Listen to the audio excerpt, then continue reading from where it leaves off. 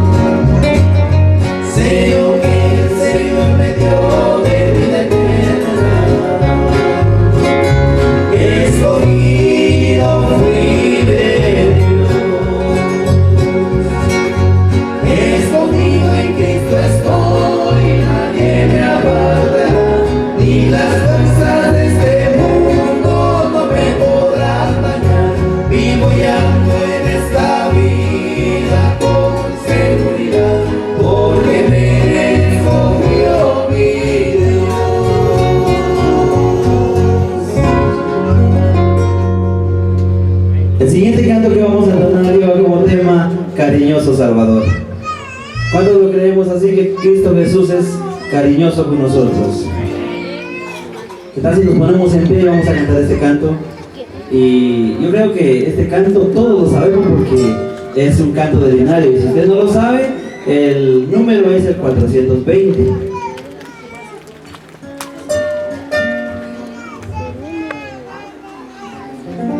También. Muy bien, hermano Uber. Pensé que sí, colóquense de pie, queridos hermanos, y los que no pueden, no se preocupen, quédense sentaditos.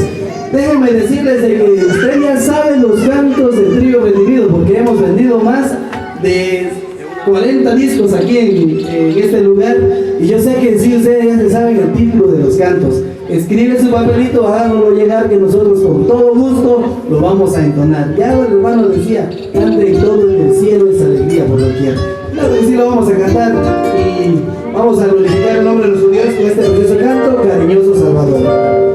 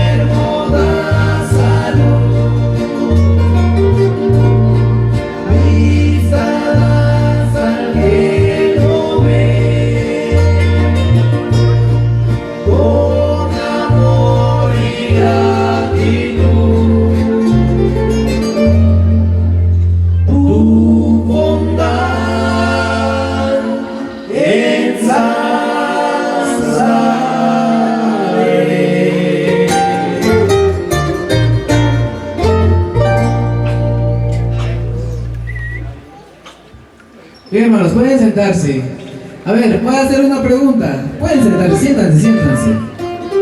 ¿Cuántos queremos saludar a nuestros hermanos que en algún momento van a ver el video que se está grabando? A ver, ¿dónde está la cámara?